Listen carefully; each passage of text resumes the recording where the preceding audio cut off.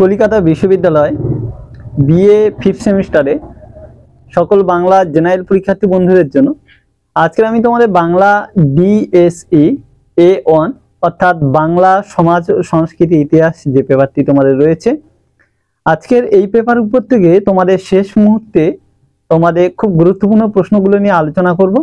তো সেই জন্য ভিডিওটা স্কিপ কেউ করবে না, কারণ যেহেতু আমি লিখিত দিতে পারছি না, তোমাদেরকে মুখে বলে দেবো, তোমাদেরকে একটু শুনে নিয়ে তোমাদেরকে খেয়াল করে নিতে হবে। আর লিখিত যারা একদমই দেখোনি প্রথম থেকে লেখাগুলো, তাদের জন্য আগে পূর্বে যে আমি ভিডিও দিয়েছিলাম লেখা সাজেশন, সেটা আমি ডেসক্রিপশনের মধ্যে লিঙ্ক দিয়ে দেবো, তারা একটু দেখে নিও, নিয়ে নিলেই হবে একই বিষয়। তো দেখো, বাংলা সমাজ সংস্কৃতি ইতিহাস এই যে পার্টটি রয়েছে, এটা কিন্তু খুব বড় একটি তোমাদের পার্ট। এখান থেকে অনেকগুলো প্রশ্ন তোমাদের যেহেতু ক বছর পরীক্ষা হয়ে গেছে পরপর, তো প্রিভিয়াস ইয়ার্সের কোশ্চেনগুলো তোমাদের করতে হচ্ছে, প্লাস আবার কিছু আপডেট প্রশ্ন তোমাদের আসার সম্ভাবনা বেশি রয়েছে। সেই জন্য তোমাদের প্রশ্নের সংখ্যা একটু বেশি কিন্তু হওয়াটা বাঞ্ছনীয়। যদি সিলেবাস চেঞ্জ হয়ে যাচ্ছে, আবার যারা তোমাদের নতুন ব্যাচ আসছে, তো তোমাদের বেলা থেকে আর একটা ব্যাচ হলেই মোটামুটি পুরোনো সিলেবাসটা খতম হয়ে যাবে, যারা থার্ড সেমিস্টারে পরীক্ষা দিচ্ছে। যাই হোক, তোমাদের প্রশ্নগুলো আমি বলে দিচ্ছি, তোমরা ভালো করে একটু খেয়াল করে এইগুলোকে করো। আর বাকি তোমাদেরকে যেগুলো সেকেন্ড চয়েসের মধ্যে বলবো, একটা ফার্স্ট চয়েসে সাজেশন রাখবো, একটা সেকেন্ড চয়েসের মধ্যে রাখবো। তো ফার্স্ট চয়েসগুলো অবশ্যই ভালো করে করতে হবে, আর সেকেন্ড চয়েসগুলোও করতে হবে, কারণ কিছু গ্যারান্টি নেই, যেহেতু তোমরা উঁচু ক্লাসের দিকে পরীক্ষা দিচ্ছ, সেখান থেকে প্রশ্ন দিতে পারে। এই জন্য আমি তোমাদের প্রশ্নপত্র যে একটা করে স্যাম্পল কোশ্চেন পেপার দিয়ে দিই, সেখানে এখনো দেওয়া হয়নি, তো চিন্তা ভাবনার মধ্যে আছি। তো ওখানে ওইভাবে কিন্তু কিছু বলা যায় না বাংলার ক্ষেত্রে এখন বর্তমানে যা অবস্থা। তো সেই জন্য তোমাদের যেভাবে বলছি এইভাবে করো, তাহলে কিন্তু তোমরা কমন পাবে। তো চলো আমরা দেখে নিই কি কি আমাদের করতে হচ্ছে। প্রথম মডিউল 1 থেকে আমাদের ফার্স্ট চয়েসের মধ্যে কিছু প্রশ্ন আমরা রাখবো, সেইগুলোকে আমরা আগে বুঝে নেবো কি কি করতে হচ্ছে। তো ফার্স্ট চয়েসের মধ্যে প্রথম যেটা করবে, বাংলা কৃষি প্রধান দেশ, বাংলা অর্থনৈতিক ভিত্তি নির্মাণে কৃষির ভূমিকা সম্পর্কে আলোচনা করো। তাহলে কৃষি সম্পর্কে তোমাদের এখানে কৃষির ভূমিকা সম্পর্কে লিখতে হচ্ছে। প্রথম এই প্রশ্নটি ভালো করে করবে 10-এর জন্য। দ্বিতীয় প্রশ্ন, বাংলার ইতিহাসে হুসেন শাহী আমলের রাজনৈতিক ও সাংস্কৃতিক গুরুত্ব সম্পর্কে আলোচনা করো। তারপরে হুসেন শাহী আমলে যে রাজনৈতিক সাংস্কৃতিক গুরুত্ব বিষয়টা বলা হচ্ছে, সেটা তোমরা ভালো করে করবে।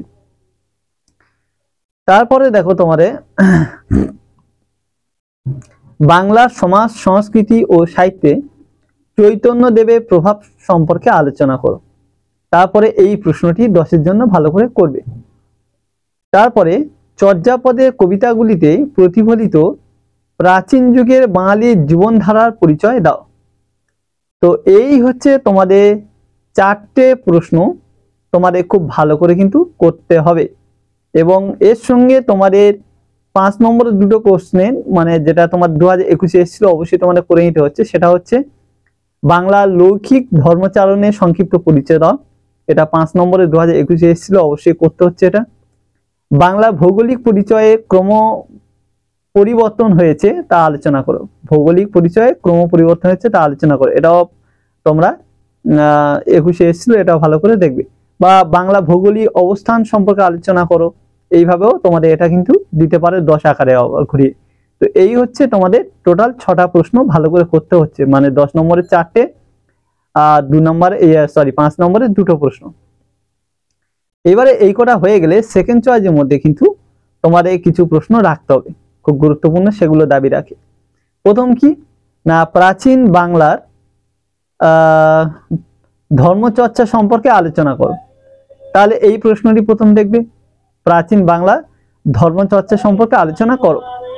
তারপরে যেটা দ্বিতীয় প্রশ্ন করবে, এগুলো কিন্তু মডিউল 1-এর মধ্যে বলছি, সেকেন্ড চয়েসের প্রশ্ন। বাঙালি জাতি নৃতাত্ত্বিক পরিচয় দাও। এই বাঙালি জাতির নৃতাত্ত্বিক পরিচয়টা কিন্তু যথেষ্ট গুরুত্বপূর্ণ প্রশ্ন, ক বছর আসবে করে কিন্তু আসছে না। তো সেক্ষেত্রে তোমাদের গুরুত্বের দাবি রাখে কিন্তু, সেই জন্য তোমাদেরকে বললাম করতে হবে এটা। তারপরে যেটা করবে, প্রাচীন বাংলা অর্থনৈতিক ভিত্তি হিসাবে শিল্প ও ব্যবসা বাণিজ্য সম্পর্কে যা জানো লেখো। তারপরে এটা দেখবে। আর বাকি এখান থেকে আর কিছু নেই, তোমাদের বলে দিলাম এই কটা প্রশ্ন, ফার্স্ট চয়েস সেকেন্ড চয়েস, এইভাবে তোমাদেরকে করতে হবে।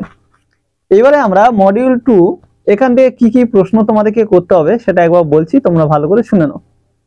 মডিউল 2 থেকে যেটা ভালো করে ফার্স্ট চয়েসের মধ্যে যেগুলো করবে, 19 শতকের বাংলা সমাজ সংস্কার আন্দোলনগুলি সম্পর্কে সংক্ষেপে আলোচনা করো। প্রথম এই প্রশ্নটি করবে ভালো করে 10-এর জন্য। 19 শতকের বাংলা সমাজ সংস্কার আন্দোলনগুলি সম্পর্কে আলোচনা করো, এটা। দ্বিতীয় প্রশ্ন, সাঁওতাল বিদ্রোহের সংক্ষিপ্ত পরিচয় দাও। তারপরে এই প্রশ্নটি তোমরা ভালো করে করবে 10-এর জন্য। এইবারে দেখো আরো কিছু মানে দুটো হলো, এবার নীল বিদ্রোহের কারণ পরিণতি আলোচনা করো। এই আন্দোলন বাংলা সাহিত্যে কি প্রভাব ফেলেছিল, এটা 10-এর জন্য খুব গুরুত্বপূর্ণ প্রশ্ন। তোমরা কিন্তু এই প্রশ্নটি খুব ভালো করে করবে যে নীল বিদ্রোহের কারণ ও পরিণতি আলোচনা করো, এই আন্দোলন বাংলা সাহিত্যে কি প্রভাব ফেলেছিল। তাহলে এটা করলে 3টে হলো। এইবার যেটা করবে, 19 শতকের ধর্ম সংস্কারের ক্ষেত্রে পাশ্চাত্য শিক্ষার ভূমিকা নির্ণয় করো, ঠিক আছে। তারপরে এই প্রশ্নটি তোমরা ভালো করে করবে। এই 4টে প্রশ্ন হচ্ছে তোমাদের সবচেয়ে গুরুত্বপূর্ণ দাবি রাখছে। এটা ফার্স্ট চয়েসের মধ্যে 4টে তোমাদের সবাইকে খুব ভালো করে করতে হবে। এরপরে যেগুলো আরো আছে তোমাদের, সেটা হলো 20 শতকে বাংলা কৃষক আন্দোলনগুলি সংক্ষিপ্ত পরিচয় দাও। সেকেন্ড চয়েসের মধ্যে এটা করবে, 20 শতকে বাংলার কৃষক আন্দোলনগুলি সংক্ষিপ্ত পরিচয় দাও। দ্বিতীয় প্রশ্ন, বাংলার শিক্ষা সংস্কারে ঈশ্বরচন্দ্র বিদ্যাসাগরের অবদান লেখো, এটা করবে। তারপরে বাংলা সমাজ ও ধর্ম সংস্কারে বিরোধীয় ও রাজা রামমোহন রায়ের অবদান লেখো। তারপরে এই প্রশ্নটি তোমরা ভালো করে করবে। তারপরে এই কটি প্রশ্ন হয়ে গেলে এবার 5-এর জন্য এখানে দুটো টপ কোশ্চেন থাকে যে 19 শতকের নবজাগরণের সার্থকতা বিষয়ে তোমার অভিমত দাও। নবজাগরণের সার্থকতা বা নবজাগরণ সম্পর্কে কিছু লিখতে বলতে পারে। এটা 5-এর জন্য কিন্তু খুব গুরুত্বপূর্ণ প্রশ্ন। 5 নম্বরের দিকটা এটা খুব ভালো করে রাখবে ফার্স্ট চয়েসে 5 নম্বরে। আবার এটা যদি 5 হিসাবে না দিয়ে আবার 10 হিসাবেও কিন্তু দিতে পারে। তারপরে প্রশ্ন তোমাদের আছে, একাডেমিক অ্যাসোসিয়েশন প্রতিষ্ঠার উদ্দেশ্য ও কার্যক্রম সম্পর্কে আলোচনা করো। একাডেমি অ্যাসোসিয়েশন প্রতিষ্ঠার উদ্দেশ্য ও কার্যক্রম সম্পর্কে আলোচনা করো। তারপরে 5-এর জন্য তোমরা এই প্রশ্নটি ভালো করে দেখে রাখবে। তো এই হচ্ছে তোমাদের মডিউল 2 থেকে এই কটা প্রশ্ন তোমাদেরকে কিন্তু খুব ভালো করে করতে হচ্ছে। এইবারে আমরা চলে যাব মডিউল 3 থেকে, যে মডিউল 3 থেকে কি কি প্রশ্ন করতে হবে সেটা এবারে খেয়াল করব। প্রথম মডিউল 3 থেকে যেটা করবে, ফার্স্ট চয়েসে প্রশ্ন বলছি। প্রথম, প্রেক্ষাপট উল্লেখ করে বঙ্গভঙ্গ বিরোধী আন্দোলনের পরিচয় দাও। ফার্স্ট এই প্রশ্নটি ভালো করে করছো। দ্বিতীয় প্রশ্ন, বয়কট ও স্বদেশী আন্দোলন বলতে কি বোঝো, বাংলার ইতিহাসে স্বদেশী আন্দোলনের প্রভাব আলোচনা করো। আর একবার বলছি, ভালো করে শুনে নাও। বয়কট ও স্বদেশী আন্দোলন বলতে কি বোঝো, বাংলার ইতিহাসে স্বদেশী আন্দোলনের প্রভাব আলোচনা করো। এই যে প্রশ্নটি বয়কট আর স্বদেশী আন্দোলন, এই প্রশ্নটি তোমাদের এবছরের জন্য খুব টপ কোশ্চেন, মানে খুব খুব গুরুত্বপূর্ণ প্রশ্ন দাবি রাখি।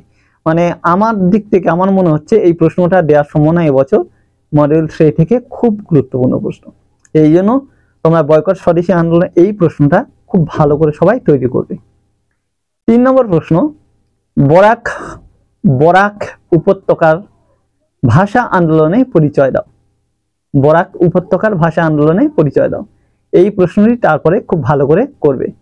তার 3টি প্রশ্ন গেল তোমাদের এখান থেকে। তারপরে আরো দুটো তোমাদের করতে হবে এখান থেকে। 60-এর দশকে নকশাল আন্দোলন সম্পর্কে যা জানো লেখো, বাংলা সাহিত্যে এর প্রভাব কিরূপ ছিল।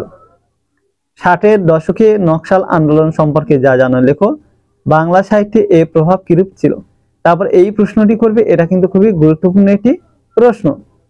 তারপরে প্রশ্ন, বাঙালির ঐতিহাসিক ভাষা আন্দোলন সম্পর্কে যা জানো লেখো, বা 1952 ভাষা আন্দোলনের গুরুত্ব লেখো। আরেকবার বলছি, বাঙালি ঐতিহাসিক ভাষা আন্দোলন সম্পর্কে যা জানো লেখো, বা 1952 যে ভাষা আন্দোলন হয়েছে তার সম্পর্কে সংক্ষিপ্ত বিবরণ দাও। এই 5টা প্রশ্ন, অর্থাৎ 1 2 3 4 5 5টি প্রশ্ন খুব টপ কোশ্চেন ধরা হচ্ছে তোমাদের মডিউল 3 থেকে তোমাদের 10 নম্বরের জন্য। এরপরে তোমরা সেকেন্ড চয়েসে যে প্রশ্নগুলো দেখতে হবে, দেশভাগজনিত উদ্বাস্তু সমস্যার সংক্ষিপ্ত পরিচয় দাও এবং বাংলা সাহিত্যের প্রভাব লেখো। এটা 5 হিসাবে দিতে পারে, আবার 10 হিসাবেও দিতে পারে।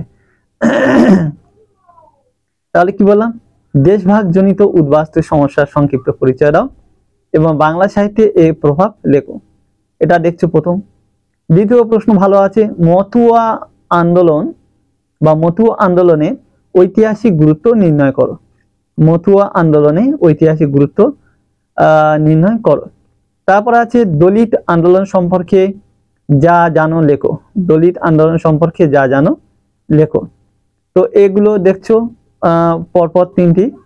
তারপরে খাদ্য আন্দোলন সম্বন্ধে যা জানো লেখো। খাদ্য আন্দোলন খুব গুরুত্বপূর্ণ কিন্তু প্রশ্নের দাবি রাখে, তো এই জন্য এটা সেকেন্ড চয়েস আমি রেখেছি, খাদ্য আন্দোলন সম্পর্কে যা জানো লেখো। তারপরে প্রশ্ন আছে, দেশ ভাগের ফলে পশ্চিম বাংলাকে কোন কোন সমস্যার মুখোমুখি হতে হয়েছিল। দেশ ভাগের ফলে পশ্চিম বাংলাকে কোন কোন সমস্যার মুখোমুখি হয়েছিল, অর্থাৎ ওই উদ্বাস্তু সমস্যার ফলে যে সমস্যাগুলো সৃষ্টি হয়েছিল সেটা এখানে কিন্তু সেই একই জিনিস ঘুরিয়ে আসছে, এটাও তোমাদেরকে করতে হবে। আর লাস্ট প্রশ্ন আছে, বঙ্গভঙ্গ বিরোধী আন্দোলন ও বাংলার নারী সমাজ সম্পর্কে আলোচনা করো। বঙ্গভঙ্গ বিরোধী আন্দোলন ও বাংলার নারী সমাজ সম্পর্কে আলোচনা করো। এই হচ্ছে তোমাদের টোটাল মডিউল 3 থেকে প্রশ্ন। তো এইগুলো তোমরা ভালো করে কিন্তু করে নেবে। 10-এর জন্য যেমন ভাই বললাম, ফার্স্ট চয়েসের প্রশ্নগুলো খুব ভালো করে নেবে। নেওয়ার পরে তোমরা সেকেন্ড চয়েসের প্রশ্নগুলো মোটামুটি ভাবে করবে, কেউ কিন্তু বাদ দিয়ে যাবে না, কারণ লিখলে নাম্বার, না লিখলে কিন্তু নাম্বার পাবে না, মাইনাস হয়ে যাবে প্রশ্ন ছেড়ে এলে। এবারে আমরা 5 নম্বরের প্রশ্নগুলো কি কি করতে হচ্ছে আমরা একবার দেখে নেব। তবে প্রসঙ্গত বলি, 5 নম্বরের প্রশ্নের দিক থেকে বাংলা কিন্তু অনেকগুলো করতে হয়, কারণ যেখান সেখান থেকে প্রশ্ন দিতে পারে, আবার যেগুলো 10 করলে সেইগুলো থেকে কিন্তু তোমাদের অনেকটা প্রশ্ন কিন্তু কমন পেয়ে যাবে। তো এখন তোমাদের 5 নম্বরে যে প্রশ্নগুলো আমি বলছি একটু ভালো করে শুনে নাও, বেশি তোমরা কিন্তু উপকার পাবে। তো দেখো 5 নম্বরের ক্ষেত্রে যেগুলো করবে আমি বলে দিচ্ছি, বাংলা লৌকিক ধর্মচারণের সংক্ষিপ্ত পরিচয় দাও, প্রথমে এটি দেখবে। দ্বিতীয় প্রশ্ন, বাংলার ভৌগোলিক পরিচয়ের ক্রম পরিবর্তন হয়েছে, আলোচনা করো। তারপরে প্রশ্ন, টিকা লেখো। কিছু টিকা দেয় তোমাদের 5 নম্বরের জন্য, তো সেই টিকার মধ্যে কি কি করবে, সৌর গোস্বামী, ইয়ং বেঙ্গল গোষ্ঠী, নকশাল আন্দোলন, শশাঙ্ক, মানসিংহ। তো এইটা হচ্ছে তোমাদের টিকার মধ্যে চলে গেল। এবার 4-এর দাগে আছে, তোমরা যেটা করবে, ধর্ম সংস্কার ও সমাজ সংস্কারে ব্রাহ্ম সমাজের অবদান লেখো। ধর্ম সংস্কার ও সমাজ সংস্কারে ব্রাহ্ম সমাজের অবদান লেখো। 5-এর দাগে আছে, মতুয়া আন্দোলনে ঐতিহাসিক গুরুত্ব লেখো। 6 দাগে, সন্ন্যাসী ও ফকির বিদ্রোহ সম্পর্কে টিকা লেখো। 7-এর দাগে, আনন্দমঠ ও সন্ন্যাসী ফকির সম্পর্কে যা জানো লেখো। তারপর নেক্সট, একাডেমি অ্যাসোসিয়েশন প্রতিষ্ঠা উদ্দেশ্য ও কার্যক্রম সম্পর্কে আলোচনা করো। 9-এর দাগে, তিতুমির ও বারাসাত বিদ্রোহ সম্পর্কে যা জানো লেখো। 10-এর দাগে, হিন্দু মেলা সম্পর্কে যা জানো লেখো। 11 দাগে, দেশভাগ জনিত উদ্বাস্তু সমস্যা সম্পর্কে যা জানো লেখো। তারপরে নমশূদ্র আন্দোলন সম্পর্কে টিকা লেখো। মৎস্য ন্যায়ের স্বরূপ সম্পর্কে যা জানো লেখো। বাঙালির সংস্কৃতিকে বলা হয় মিশ্র সংস্কৃতি, এটা যুক্তিসহ মন্তব্যটি ব্যাখ্যা করো। সাধারণ জ্ঞানোপার্জিকা সভার সংক্ষিপ্ত পরিচয় দাও। সাধারণ জ্ঞানোপার্জিকা বা পার্জিকা সভার সংক্ষিপ্ত পরিচয় দাও। তারপরে চৈতন্য সংস্কৃতি বলতে কি বোঝো, চৈতন্য সংস্কৃতি সম্পর্কে যা জানো তাই লেখো। 19 শতকে নবজাগরণের সার্থকতা বিষয়ে তোমার অভিমত দাও। 19 শতকে নবজাগরণের সার্থকতা বিষয়ে তোমার অভিমত দাও, এই প্রশ্নটি তারপর তোমাদেরকে দেখতে হবে। তারপরে নেক্সট কোশ্চেন যেটা আছে সেটা হলো, বাংলার সমাজ সংস্কৃতিতে ব্রাহ্ম সমাজে গুরুত্ব সংক্ষেপে আলোচনা করো। খাদ্য আন্দোলন যে কোনো একটি পর্ব বিষয়ে সংক্ষেপে আলোচনা করো। তোমাদের খাদ্য আন্দোলন এমনি বড় প্রশ্ন হিসেবে দেয়া আছে, ওটা করলে টিকা এখান থেকে হয়ে যাচ্ছে। 1959-এর খাদ্য আন্দোলনে প্রভাব সম্পর্কে আলোচনা করো, তাহলে এটা তারপরে। আর নেক্সট, ইখতিয়ার উদ্দিন মোহাম্মদ বখতিয়ার খলজি আর মানসিংহ, এই দুটো টপিকের উপর একটু মোটামুটি ভাবে দেখে রাখলে হবে। তো এই হচ্ছে তোমাদের টোটাল প্রশ্ন, এইগুলো তোমাদের অবশ্যই করতে হবে, কারণ যেহেতু তোমরা 5th সেমিস্টার উঁচু ক্লাসের দিকে রয়েছো, প্রশ্ন ছোট ক্লাসের মতো 4টে 3টে এরকম সাজেশন করলে কমন তোমরা সব পাবে না।